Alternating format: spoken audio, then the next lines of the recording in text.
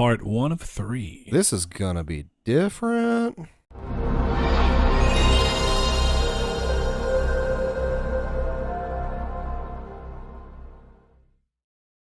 Hello and welcome to episode 35 of Triangle Squared. I'm your host, Brett Beck, and alongside me, your host, Saul Bridges, bringing you lucky number 35. Lucky number 35. All right, look, I needed to get that through me because I never get to say it. It felt good. It felt empowering. I was gonna say Shariko called me out on it, and I don't think I will ever miss it again. Let's hope not. You know, I'm really not in the mood. You know what's funny? Multiple people called you out on it. Actually. I know Shariko was the one that had the most hurt feelings about it, and I apologize. He was very hurt. He is one of our boys. All right, well, speaking of our boys, you my boy, but before we get into all that, because, you know, another week has gone by without me really seeing or talking to you because that's life, Saul. And it's holidays, which somehow gets worse where you work and actually worse where I work. So life moves fast. All the worst things going on, I will say before we get into all that this is Triangle Squared, a PlayStation podcast, and you can find us every Monday morning at 10 a.m., 12 p.m., Central, 10 a.m. Pacific, sorry. Yeah, I was on YouTube or on podcast services around the globe. Yep. And for your listening Lots pleasure, of you can hear our voices sultry and smooth. But this is going to be a little different. This is going to be part 1 of a 3, or I say part 1. It's going to be episode 1 of 3 episodes in a row that are going to be short and a little different. Didn't do news, didn't prepare the news this week. I didn't have time to do it. No drop. And there's really nothing that was very newsworthy that even happened. A lot of this is very centered around Black Friday.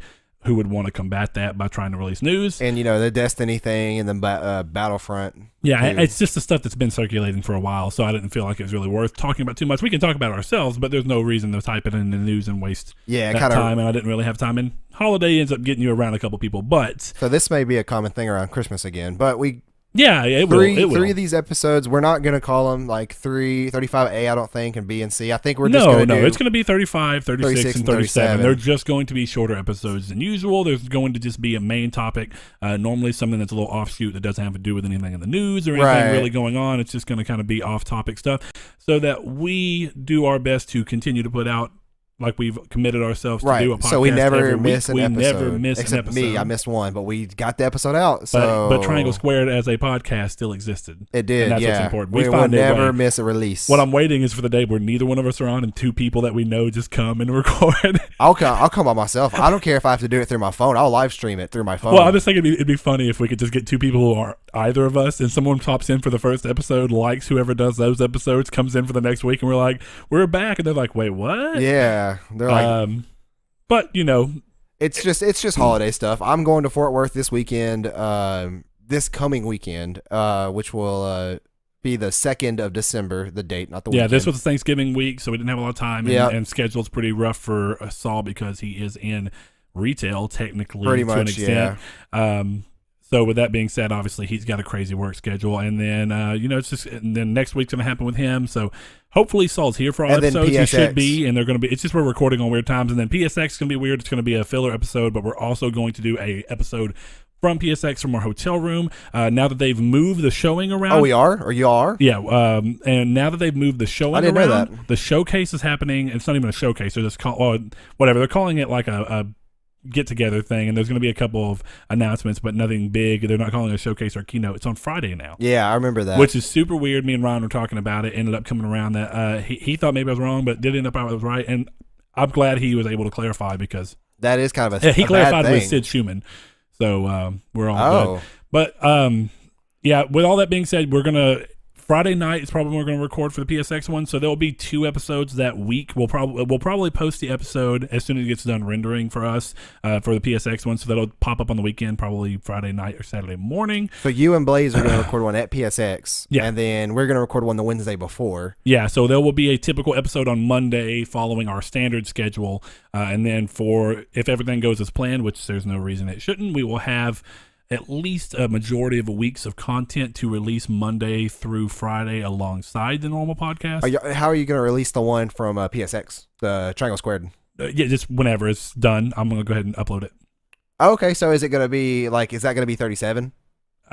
We'll figure that. It'll probably just be a bonus episode, so it won't be 37. Okay. We'll just let that's that what I'm be, trying to figure out my mind about when look at that, we're delegating on. This is like a y'all are getting like a behind the scenes kind of episode here. Yeah, sorry about that because I'm sure. Hey, look, if you want to hear it, that's cool. But well, speaking of behind the scenes and stuff, for everybody that knows, we have a Twitter. It's Triangle SQRD. We always post it in the description, so follow us there. And on our pinned tweet, the number one tweet on our profile, it will show you a link to our Discord. We made this. I kind of jumped into it because I thought it was a cool idea. Brett, I think it's a good idea, but I've just not done it. To be fair, I've been flipping through phones, and that means that I just had to re-download Twitter. Yeah. So, I've been a little bit out of the game, but I'm going to hop on that. I wanted to do that because not only do we talk to you guys on Twitter, but Discord is pretty much like a chat room-like service in which it's almost as if you were texting us back and forth, and we're all together in a chat room hanging out. Yep. And it's been pretty fun so far. We've gotten Shariko, RJ Loki. We have Jeff, and Jeff from Kind of Funny Best Friends. And yeah. And we've had a good time so far. We talked about World War II in there, and a couple other things here and there, like the sales. So Ryan, okay, well, cool. Yeah, I think you're that's missing out. You better get it, Ryan. You better join us. And World End, I don't know if you have a Twitter. If not, at least make a Discord because I really like the input you provide on the YouTube comments. So at least you'd be able to provide that input not only on YouTube, but and intermingle because I'm not sure. Sometimes we do touch base back on what you've said, but sometimes maybe our listeners who are a little more Twitter focused don't always get to see your responses. I think sometimes they're really good, and sometimes it slips the mind to be able to mention some of the things he brings up. But he brings a lot, like we mentioned last episode, in terms of knowledge of basic technology and where stuff's coming in. He corrects us every now and then when we mess up on. I didn't know Hellblade was 1440p. Native resolutions. Actually, yeah, and that was I think it's easy to get caught up in thinking that PS4 Pro checkerboards everything because that's the way they've marketed it so hard. Yeah. But obviously some games just don't because another game that he had mentioned, because I wasn't actually sure, they didn't clarify, but he clarified that it was going to be Metal Gear Solid 5. I think it was actually 5, ran at 1440p native, no upscaling, no checkerboard. Yeah. Upscaling, it was just, that's pretty cool for that game. To be fair, it runs at a native 1440p and then it goes up to 4K by your TV upscaling if you have a 4K TV. That's just natural upscaling. Right. But anyway. That's the one thing about computers and stuff that I have never dabbled in is resolution and the way that super sampling like Microsoft was doing works, and then how upscaling, how checkerboarding works. Because to me right now, I'm still on 1080. Downsampling, because he did talk about the differences between super sampling and downsampling. Yeah, and for me, I'm not. I kind of knew that there was a difference, but I just thought they were so similar. They were just two different techniques to get a similar achievement. Right. But he went into the fact that one's a little more brute force than the other. And but I've we never talked gone enough past, about that. Yeah, so 1080p. What, sir, have you been playing? The same 2 games. What are those 2 games? Does that mean you did not get into Destiny again this week? Nope. Did not get into Destiny at all. But how do you feel about all the stuff going on with players not being too happy and the experience stuff going on? I noticed the experience was rigged. Pretty let down by Bungie. A lot of people are, and it's funny because a lot of people are comparing the game to Overwatch in the sense of if you have a complaint with Overwatch or it's a wide-known issue, typically Jeff Kaplan or somebody else from the community team will interact with you about it. And Bungie has always had the issue about being silent. And they finally let the live team take care of the, not development, but, the updates and the communications and community stuff. Outreach. So it's... I'll say that's a bad word for it, but yeah. Well, there is lack of outreach. That's the thing is they don't have that. And, they said they fixed the leveling because basically what it was doing was scaling your leveling back and kind of depending on the activities that you were doing. Yeah. And they said they fixed it. They didn't. They literally said that they had fixed it. It sounded like they turned it off and then we're going to monitor the way that it was versus the way that they felt like it would be best, and then kind of scale it again. But it did make it sound like it fixed the issue at large that was going on at the moment. Somebody was running with intent to do more. The reason this got called out is because somebody was running experiments and how much XP they were doing by doing certain things. And they'd get the same amount at the same level, but it would go up. The bar would go up a lesser amount. Well, and it's the opposite of that. I'm pretty sure the bar would go up higher, but they'd get less experience than what's shown. I thought it was you're right. Because the complaint was that they were making it harder for you to get bright engrams so that you have you'd have more, which is a weird situation. I mean, with all I don't the know stuff if that's going on, true. It sounds like it very well could be the case, but I don't know if that was their intentions. If so, that's really, really bad intentions. And there's a million reasons it could have happened, and of course, burying it in the code is an easy way up. I'm not going to say that was what it was. Yeah, I don't know if it was on purpose, but I do know that one of the people who were doing these experiments with experience, when they said they fixed it, he went back a couple of days later and they were still in place. So they didn't exactly fix it the way people wanted. So what I'm curious about though is if it was intentional, do you not think someone at Destiny was like, look, people literally spend days trying to figure out how to break this game and looking at everything that's wrong with it. They're going to find out. And it may have been one of those things of where like we can do it till we get caught. I don't know. But would you really want to take that chance? I see, but it could be somebody at Activision. That's what I'm saying, but you don't feel like Bungie'd be able to fight back enough in that particular front? I mean, I would hope so. I hope so too. Against Activision. I'm not sure. That's a weird thing. I mean, it's funny that they're both on blast for similar, with it and Star Wars. Both games are on blast for somewhat similar reasons. It's just unsavory things happening on the back end. And see, what really makes me mad is that Destiny 2, the Ingrams aren't really pay to win. So it's like, why would you make people want to buy those in the first place for just purely cosmetic items? Well, because it's about getting money back. Well, no, I know. But so, at least Battlefront, they'll throw you into a game and you get your butt kicked and then you're like, I got to go get stronger. Let me go buy these star spend cards. $20 Yeah. and so like Destiny's like, let me do all this work and I don't, like, you get an Ingram and you're like, that's kind of cool, you know? But it doesn't sound like they were trying to make you, or it doesn't seem like there's a reason to make you spend money on Ingrams from a gameplay perspective. It does from a monetary and business, but not a gameplay. But besides that, I have been playing, besides that, because I hadn't, but World War II, I've been playing. That's a great little game to take breaks from for Final Fantasy 14. Which is another game I've been playing heavily into. Did you play the campaign for World War II, or have you only dipped into multiplayer? 3 missions in. It's the same with almost every Call of Duty game except Advanced Warfare, where I get like 3 missions in, and then I just get sucked into multiplayer, and I don't really care anymore. But I was going to help our good buddy Cody Parker. Oh, and, yeah. I always want to say his little brother's name, Corey. But it gets me, and I know people are like that with me and my brother. But I was gonna help him get the Bloodborne plat. He needed the Chalice dungeons left, but it turns out that he got them anyways. But when I got a new PS4, I don't have any Bloodborne saves, so not even through cloud. And I don't know how that is. I don't know if I never cloud saved that. I thought I did it like by itself, but I could be wrong. But I thought it was kind of weird, and that may give me a reason to go back and play through Bloodborne all the way through just to get through the DLC. But yeah, I have been playing a Black Mage on Final Fantasy 14, and then just recently I got to level 50, got all my cool gear from doing the level 50 Black Mage quest, and then I have swapped over to a Arcanist class, and so is that like more mage based? Kind of from what I see, like it's the prelude to the summoner class. Okay. You have to get to level 30, then level 30, I think, yeah, to get to summoner.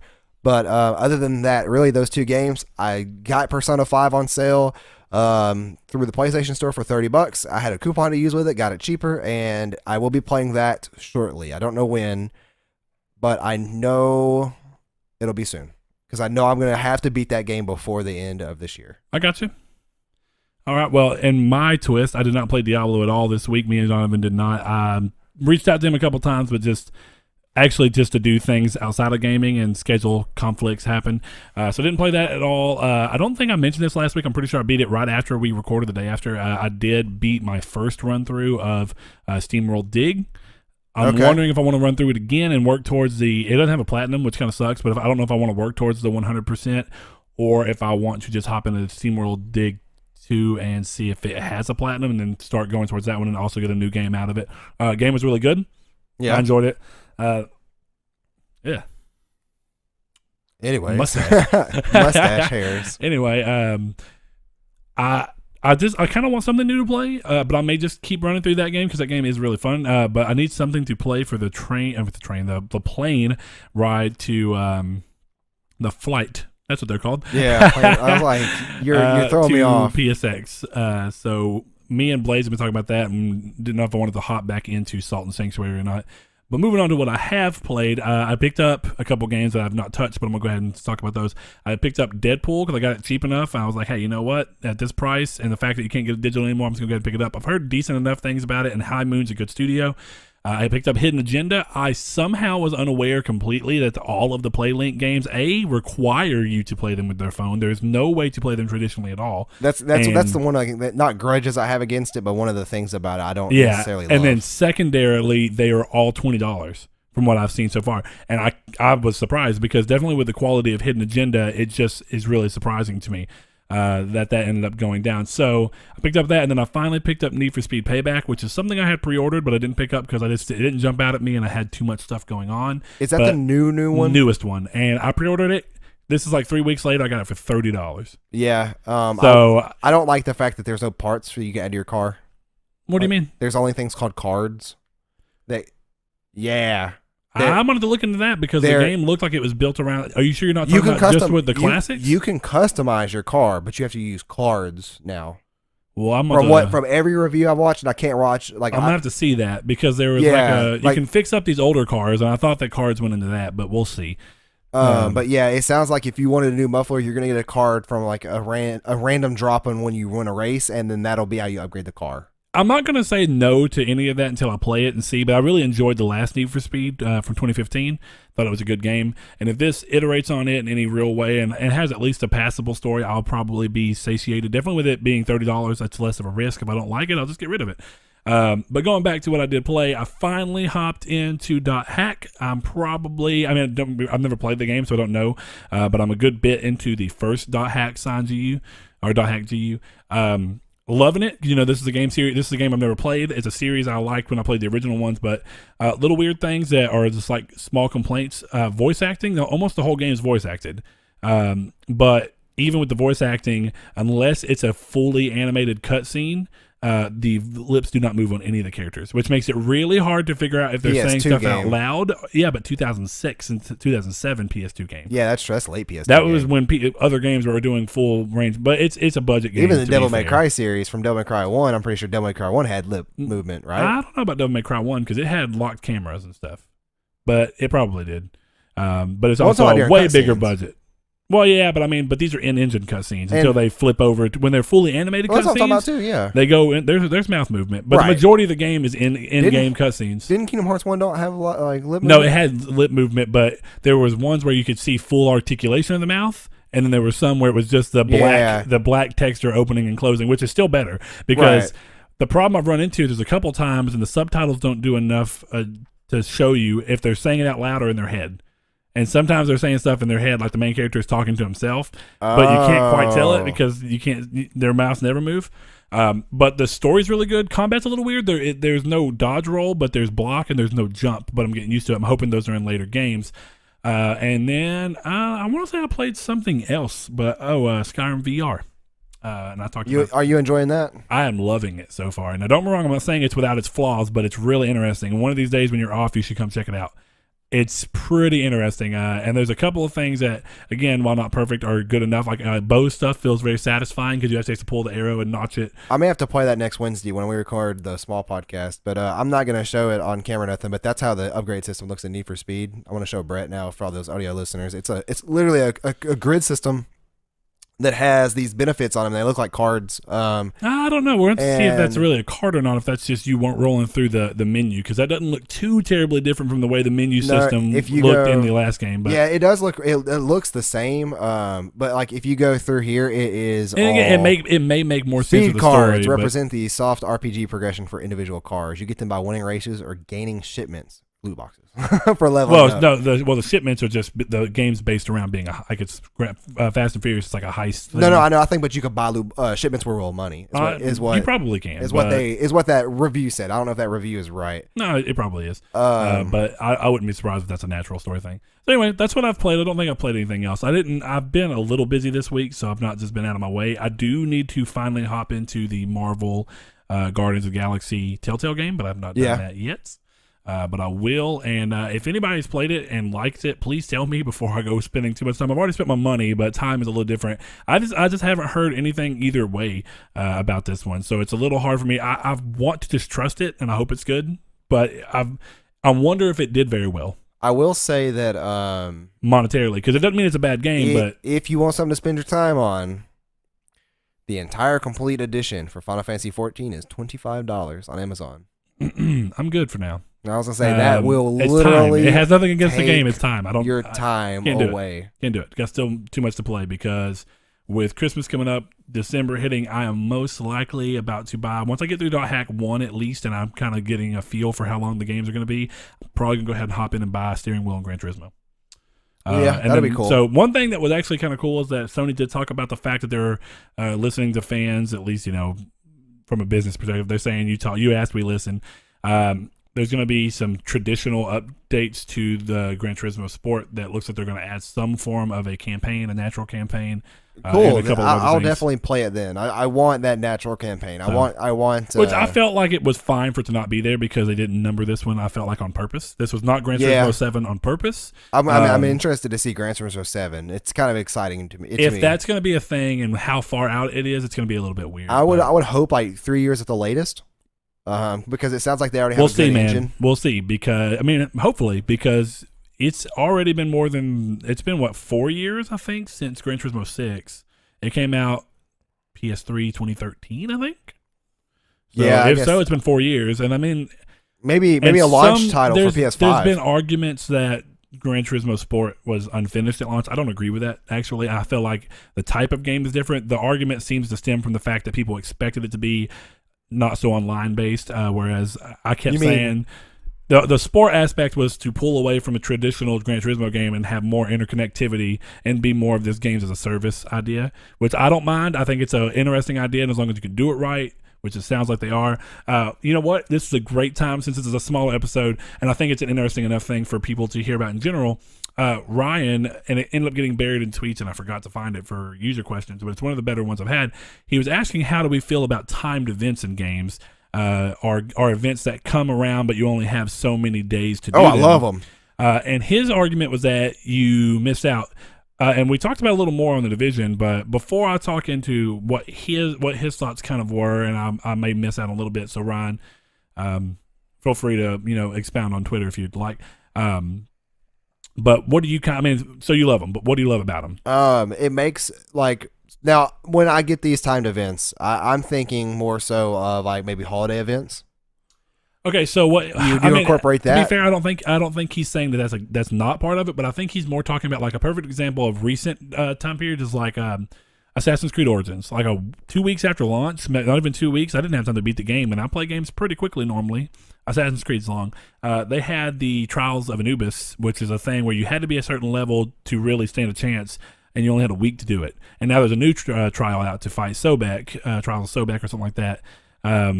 And these only exist for about a week, and then they go away, and they carry with them gear that you can only get through them. Now, I knew that you'd feel a little bit about them because you like the idea of like Iron Banner and stuff, but Iron Banner doesn't typically carry exclusive per Iron Banner, right? It's just Iron Banner the stuff. Gear. That's per year. Oh, okay, yeah. Yeah, that's what you're talking about, right? Iron Banner has year one, and every time it comes, you have a chance to get year one Iron Banner gear. Right. Okay, but I think he's talking about gear that's specifically locked behind this event. This is the only time you're going to be able to get it. I don't know if I've ever played a game like that.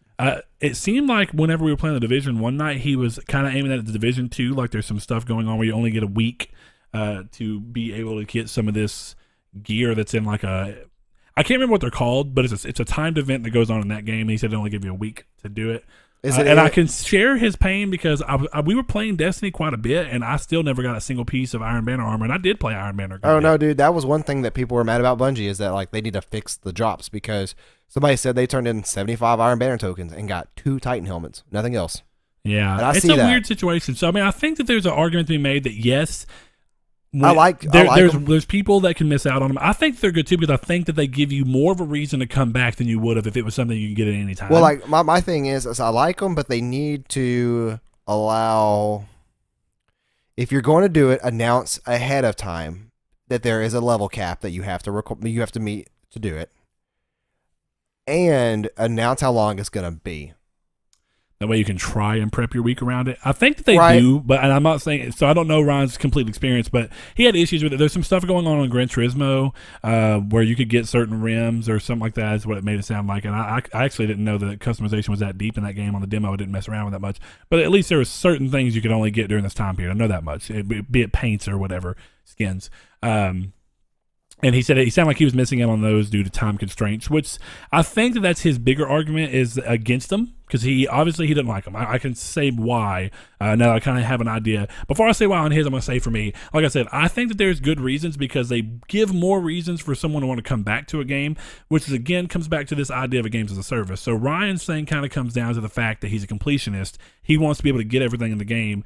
Just bam, you buy it, here's the game, here's everything. You go ahead and get everything within the realm of the game. Or if they add it through DLC or through something, that it's still always able to get after they add it. Right, yeah, I understand.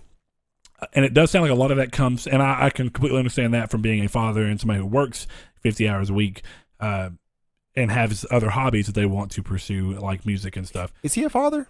No. Okay, I couldn't remember if when we were playing The Division, he said he was or he wasn't. No, but still, it comes down to you only have so much time in a day. So sometimes even when you're trying your best, you just can't get it within the week. And then, I think that there's reasons to be upset about it, but I think for the most part, they do more to keep games alive.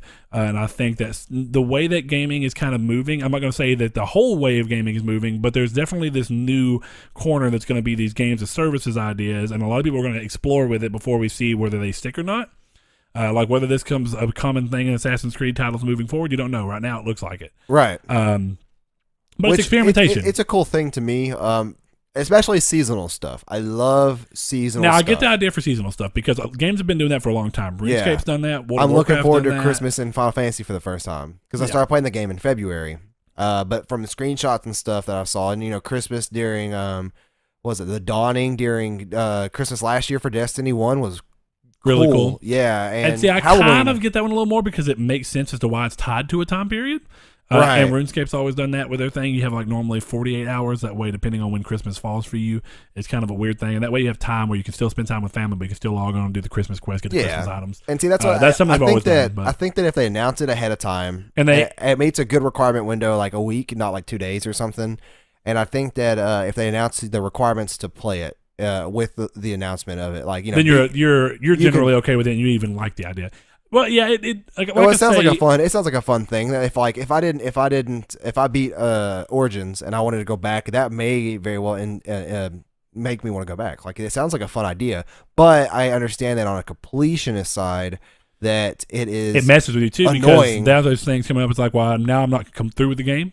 Now there's new things that I haven't got, whereas That's before, true. like definitely and I don't have as much of an issue because it's why I like the idea of a platinum. The platinum exists as a completion to me, and the platinum doesn't get taken away. Even if the game doesn't show 100% anymore, like Crash Bandicoot, I had it, and then they added that slippery slope and then that ruined my 100% on it. Yeah. But whatever. I still have the platinum. I still feel like I completed that game within the realm of what it was at launch, and I'm okay with that. Yep. Because how I feel about Bloodborne. It led into a conversation when we were talking about some of that. It led into the conversation of how and I've said it before on this, I always end up skipping out on DLC, and it's not a conscious decision. It literally does come down to some of the only DLCs I've ever played have been because I bought the game with them on there. Dishonored, I played all the DLC for it, but I didn't play Dishonored until I bought it on PC with both the DLC for like $7 altogether. So I played Dishonored, and as soon as I was done Dishonored, I hopped into both first DLC, second DLC. It was like a nonstop thing for me. It started because we were talking about Horizon, Zero Dawn, Frozen Wilds, or whatever, and I was like, I don't know if I'm going to get it because I've already played the Horizon. It's going to be weird to jump back in, and I forget to jump back in. I'm not thinking about going to buy this DLC and come back. Skyrim didn't release with DLC, right? And since I played Skyrim the first time and beat it and beat the majority of it without ever before the DLC was ever even in creation, when I play Skyrim, even now, when I have two versions that have all the DLC in, I play them throughout the base game because that's what my mind remembers. I'm not thinking about DLC. I've still not played any of the Skyrim DLC. I played like 5 minutes of Dragonborn, and then something came out, I forgot about it, never went back because I was like, oh yeah, I'm done with Skyrim. Dragonborn's definitely worth it. Dragonborn's super cool. And it's not that I have anything against it. And we were talking about The Witcher, Blood and Wine, and those two, and he was talking about those really good expansions. And again, he's talking about how I haven't played those, and It's funny because I never really thought about it, but he keyed in on what it is. It has to be that I buy the game with it on there. He's like, well, what you need to do is just buy The Witcher, rebeat it. Or I still have my save. I wouldn't have to rebeat it. But buy The Witcher, just jump back into playing it normally. Buy the complete edition that comes with the DLC already on the disc, the Game of the Year edition, and then just play the DLC that way. And that's actually a way I could do it. And I'm thinking about doing that because it's a problem I really do have. It's sometimes I see DLC and I'm like, that's a cool idea. But more recently, we've been seeing things that I like even more. Death of the Outsider. I played Dishonored Death of the Outsider this week, and I beat it. Because it's a standalone disc. It's a standalone disc. Uncharted's the same way. Instead of it being DLC, it also is optional for me to buy it. Me being able to go to the store and buy it changes everything for me. I think about it. It's on my mind. Right. I pre-order it.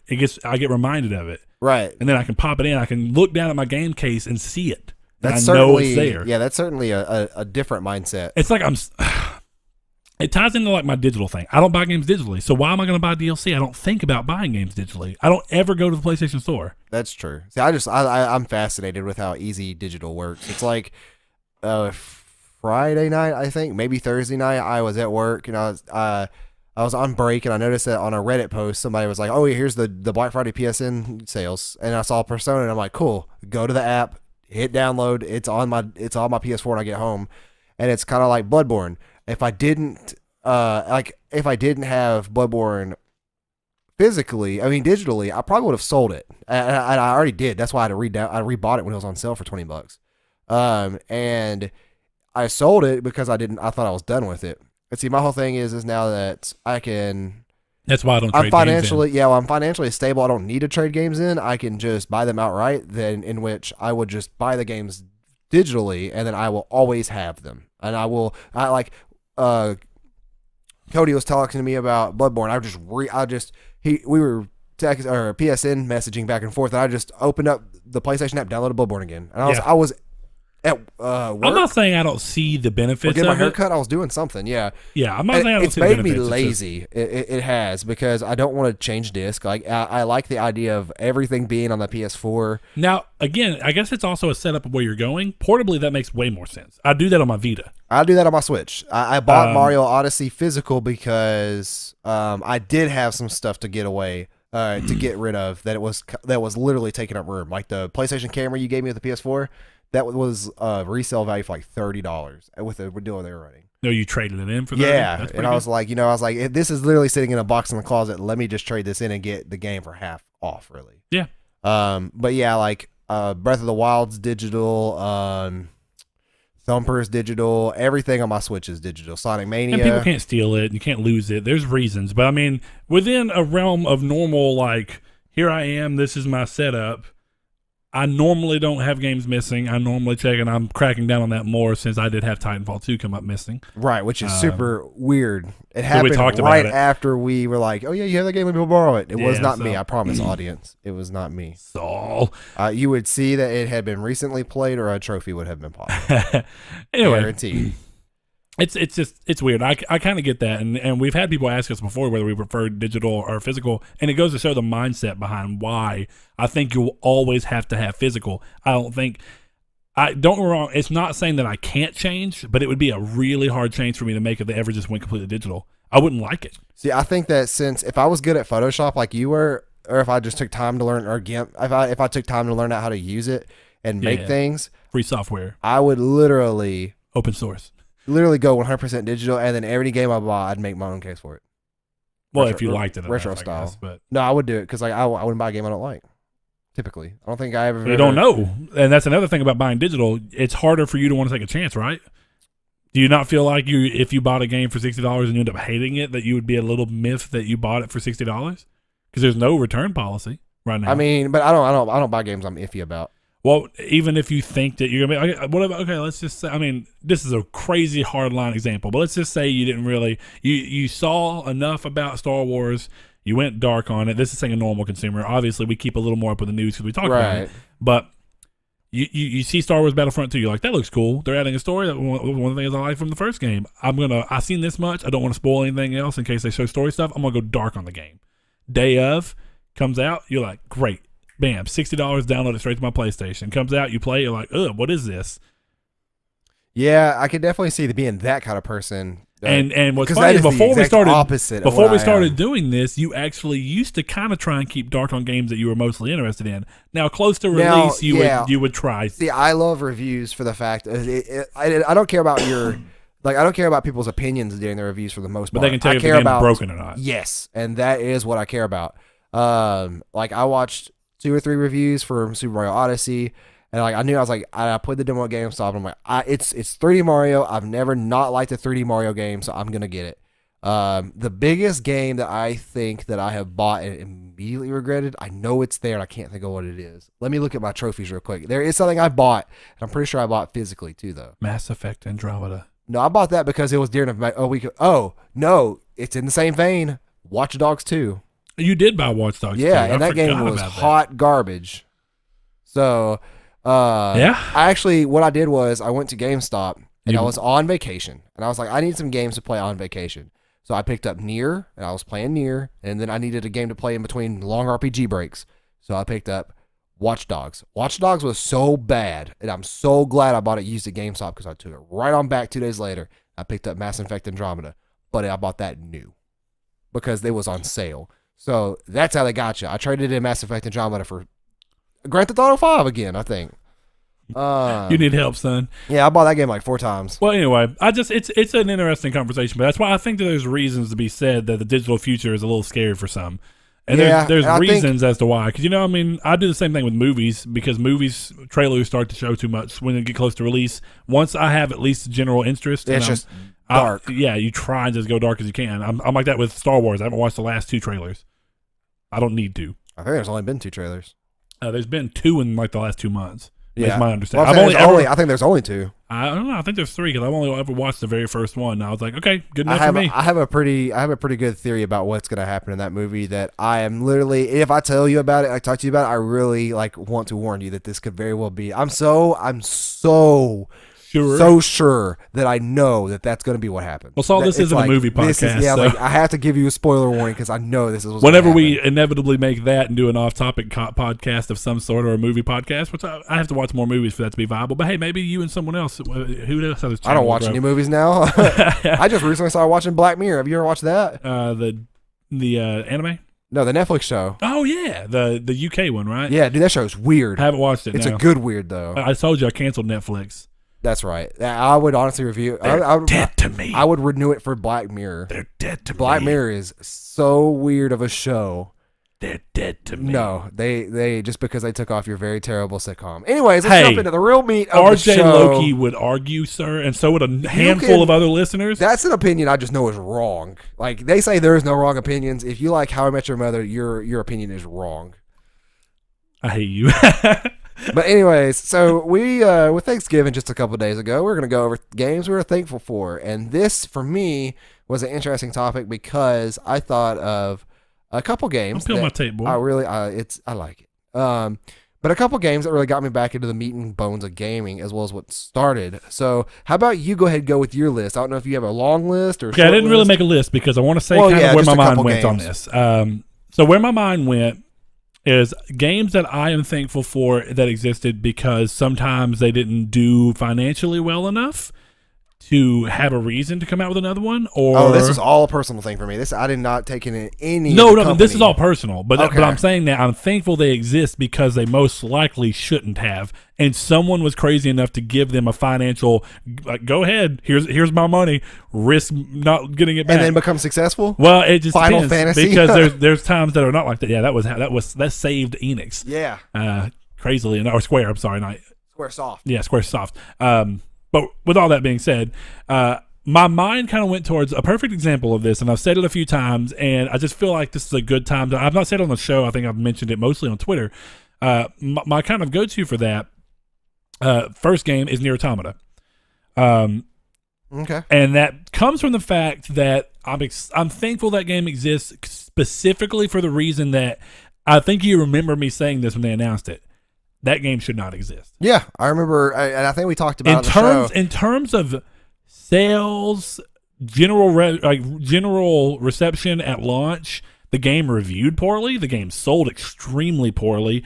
It only became a big game for people years later. Not even years later, but about a year later when it came out, and it's a cult following. It never still sold very well. I told you they were so astonished with how well Nier Automata did that they reprinted Nier in UK. Which is nuts. So that people could play it. And then another perfect example is people who never got to play the original played Automata, liked it so much they went back to find the original. Perfect example of that, Mr. Josh Ayers, Australia. Yeah. He finally found it. Ayers, I don't know how to say his name. But Ayers, that being said, it's a game that by all means, I remember when they announced it, I was like, why?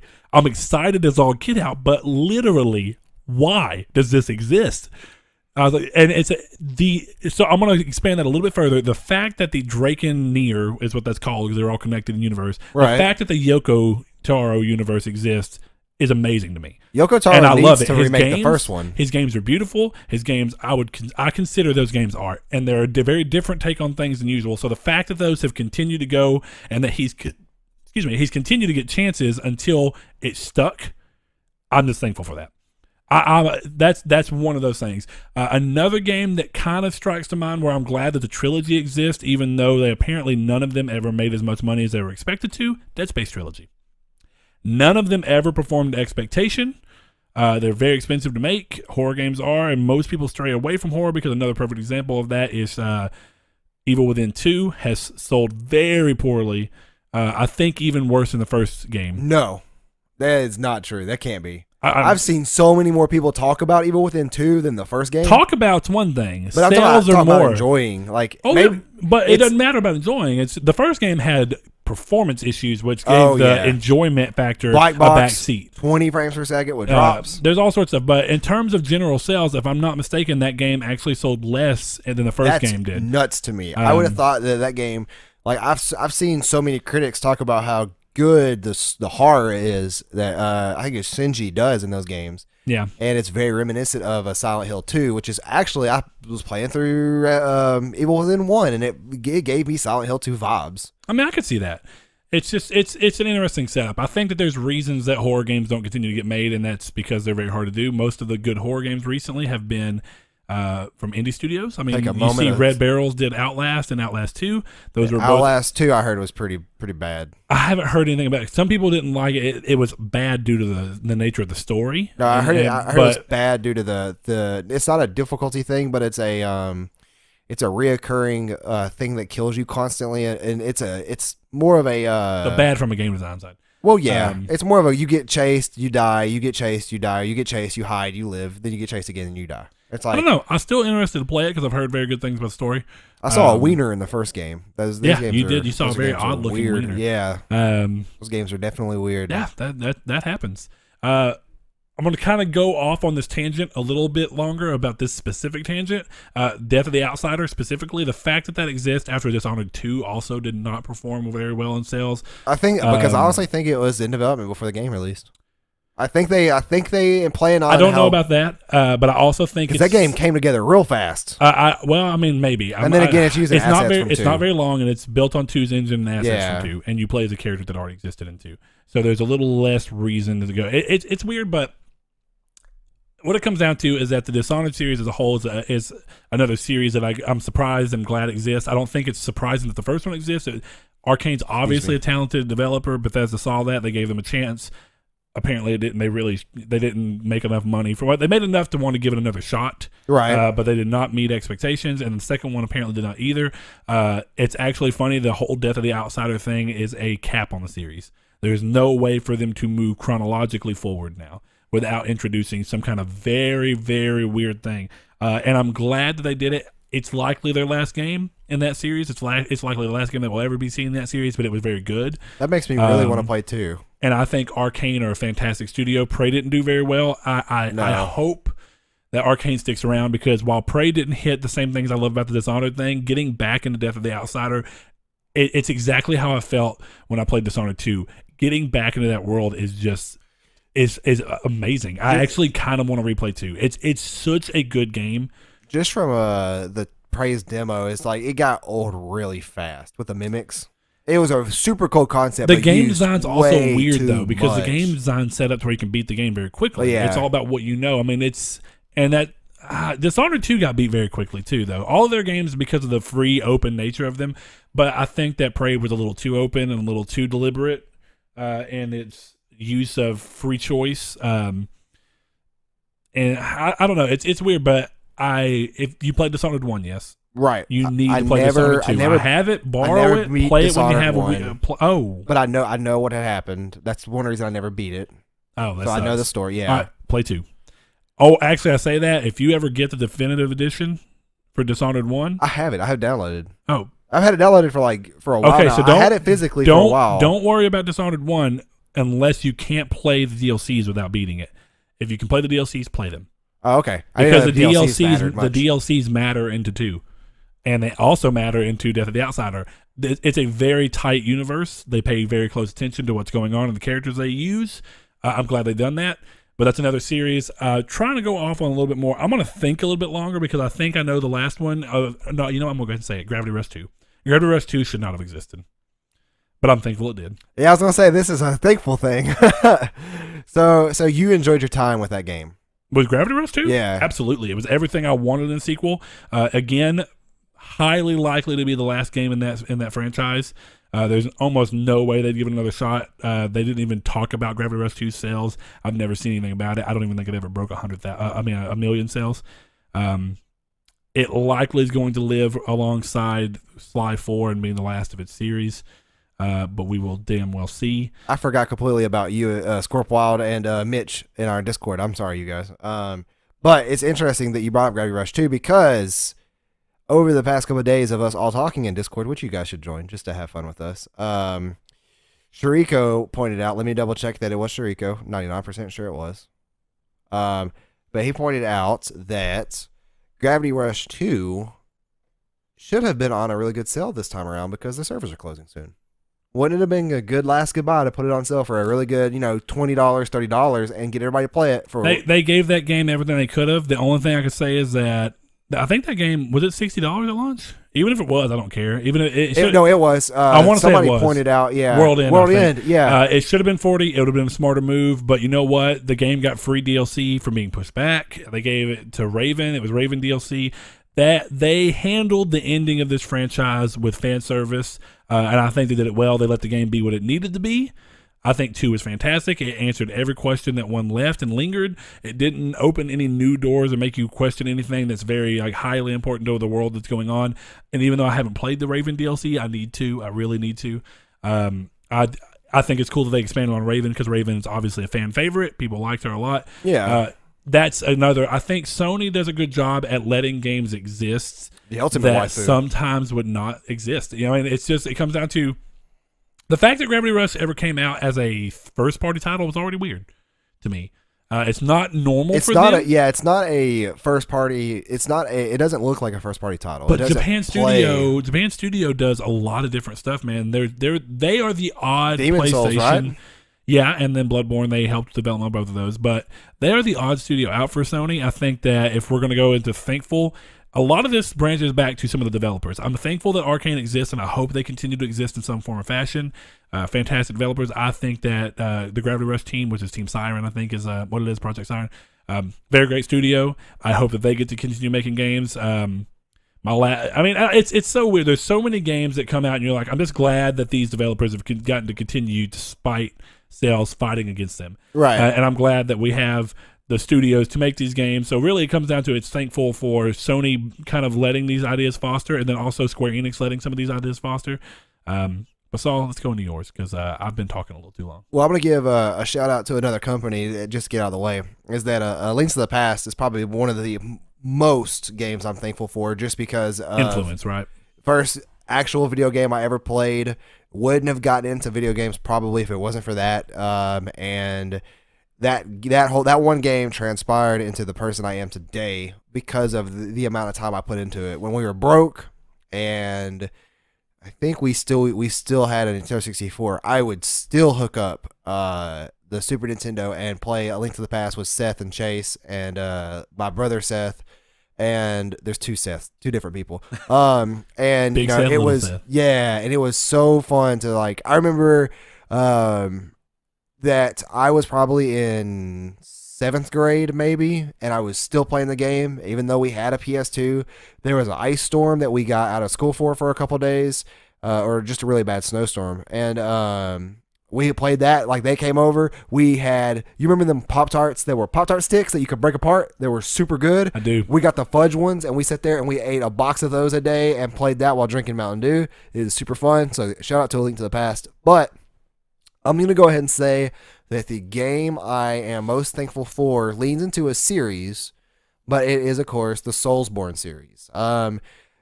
Demon Souls came at a really, really good down time in my life because it's funny because it was well after the game released. Right. I was stuck on the same repetitive, boring stuff on 360.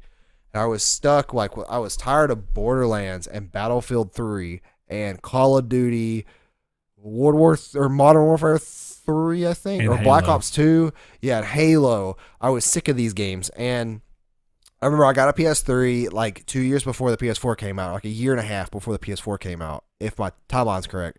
And it came with Uncharted 3. I got Dishonored. I got Assassin's Creed 2, I think. And then I got Demon Souls and Dark Souls 1. And Demon Souls was fantastic. It transpired into Dark Souls 1, which I loved. Had problems, though, like really bad technical problems.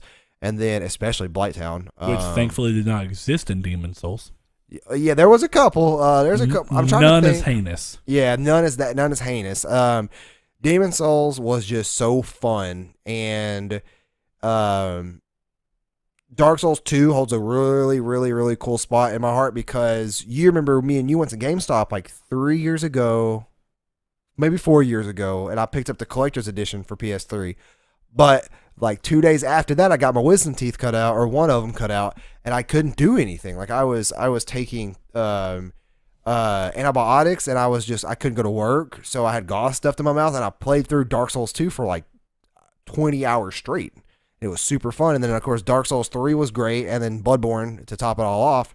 So that series, that besides A Link to the Past, is probably the most games I'm thankful for bringing me back into the hobby that I was really sick of. What a shining example of something that's weird and different coming out to be just a juggernaut. Oh, Demon Souls, yeah. It's and like something that they're fantastic games. What was and then that getting recognized and blowing up to the scale that it did. People went back and played, was it Deep Down? Down Deep? The very first Souls game. No, that was King's something. King's Fall. No. Or King's Down, King's something. It was a PS1 game. Yeah. People went back and played that after Demon Souls got its following. Like, I want to think that Demon Souls blew up really badly. Or I say badly, but like blew up really bigly. That's not a word. But it got its traction later on in its life. Dark Souls is the thing that pulled the franchise into real, because it went multi-platform and people had heard enough about Demon Souls. Demon Souls is technically an incomplete game. It came at a weird time. It saved that company. It goes to show you Demon Souls and Dark Souls saved From Software. Kingsfield, thank you. It's interesting. I agree that's a good series to be thankful for, and I think it's like I say, I'm thankful that people were able to see the series for what it was and actually bring that up and save a company and let us get the series that we got, because Demon Souls easily could have been their last game. Dude, the last boss of Demon Souls was weird. Weird. Actually, I'll say most of the last boss. Well, not really. Dark Souls 3 is not that weird thing. They're also all very similar. Yeah. In a really weird way. All the games are a little similar. But that's pretty much it. Like I argued back and forth that Halo 1 I'm really thankful for, and I still am, because Halo 1 and Halo 2 are great games. Halo 3, and I guess the argument comes, like, some of them are that you're thankful for them, but some of them that you're thankful for the impact. Yeah, like I'm thankful. But that doesn't go away from the topic. It's just that it goes to show you that there's a little bit more of a sub underneath of why are you thankful for them. Yeah. For me, I'm thankful that projects that I consider to be great shining examples of art and something that was clearly well made, regardless of the level of support it was going to receive, continue to be allowed to be made. Yeah, and I'm that's where I'm at. But you seem very thankful about the impact of the games, nut crushing gameplay that addicted smart. to me. Like, I mean, I could say impact in the gaming industry, impact on your life. You know, which I mean, the same could be said. Every game I talked about had an impact on my life. Definitely the Yoko Taro games, right?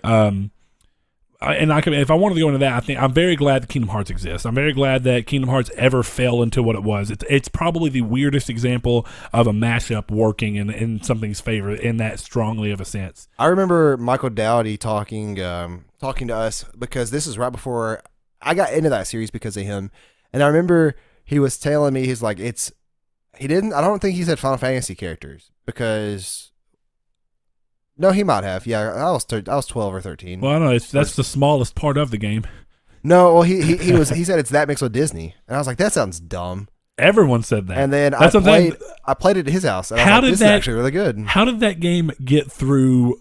How did that game get through budget? Like, how did it get to a point where it got approved? Disney. Somebody was like, but how did you imagine everyone be like, what if we took Final Fantasy characters, made some new special characters, and then put them in these Disney worlds? How do you think it was that, or do you think it's that the game continued to change after it was accepted to be a game, and they just kept allowing the changes until we finally got the game we got? I want to say that there's a vision behind it all, but I don't know. Well, there's a lot of information about Kingdom Hearts that's weird for those of you who like Kingdom Hearts. Sora was originally supposed to be have a chainsaw. It was gonna be like a sword chainsaw blade. I think I remember that. Cat ears and a cat tail. I definitely remember that. I remember seeing those ugly drawings. The reason that Sora looks the way he does in the first game is because he is designed to be a boy that's dressed in Mickey's clothing. That's why he has big feet and red pants. I remember hearing about that too. And white gloves. Did you like the movie? The movie that came with 0.2? Yeah. Loved it. It was good. Absolutely. It really was. And it's one of the, I'm blanking. The Founders? No. Why would you say this? It's not the Founders. I can't think of what they're called either. I hate you. It's a really interesting backstory to them. It's the way that you said it, because I know I could sit there and pick it up and find it. It's the people who are the main people in the original Keyblade Masters. Don't you look it up? The Foretellers. The Foretellers. Yeah, the original. I was gonna look at that's the wrong one anyway. It is. Yeah, they're the original Keyblade Masters, and they it's super cool of a movie. If you're a fan of Kingdom Hearts, pick up. Doesn't even say it on here. 0.8, play it, play through the movie first. I would say. The movie needs to be your number one. That's what I did. I watched the movie first, then I played through 2.8. I played 0.2 Birth by Sleep. 0. I called it 0.8. 2.8, but 2.8 is the name of the Saw Hulk. Well, Saw, is that all the game's thankful for? I am. Like, that's the main I know you need to get home, and this has actually ended up being a little bit longer of an episode than I expected. Yeah, we were thinking 30-ish to 45. We were here at an hour, so we did a lot of pointless talking. So hey, if our pointless talking is a little too pointless, just tell us on Twitter, on Facebook, or on Facebook. Our Discord. On Discord. I need to join that, or on YouTube, Mr. World, because you're the number one commenter on there. Number one. I appreciate that, because our YouTube, it's fun. We get so many more listens than we do views. It's very funny. It was super weird. It was a very funny switch, because it started out being way more views. I think it's just everybody transitioning. I don't think we've ever to listen. I don't think we used to get 150 plus views on YouTube, and then they transitioned to podcast services. Y'all are gonna hate us one day when we take those away from you and force you to watch us on YouTube. We're not gonna do that. No, I know. God, I don't get me wrong. I get why people listen to some podcast services. It's easy. Yeah, and our SoundCloud is not. It was only good for a year, right? Yep, we're going to renew it. The subscription. Yeah, that was a lot of money. You guys better love us. Well, yeah, wasn't it about $200? Am I thinking of that wrong? No, it was like $79, man. Okay, then calm down. It's not that much. It may have been $150. I may be thinking about like the stuff we looked at for like the hosting that we looked at, like the websites or something. Yeah. I remember something that was like, Joe Rogan uses this. This is a little expensive, guys. Just a little bit, but it's a lot of upfront costs. So hey, if you want to make a podcast, do it. But Saul, I think this has been long enough, good enough. I don't know, you need to get home and do your stuff. So thank you for coming. I want to eat, as always, dinner, and never miss an episode. Saul, I can always trust you. I appreciate that. Yeah. So Saul, until episode 36, this has been Triangle Squared. Thank you all for listening. Lucky number 35. We got some weird autofocus there. Did I say 36? Thank you, guys. Yeah, you did. 35.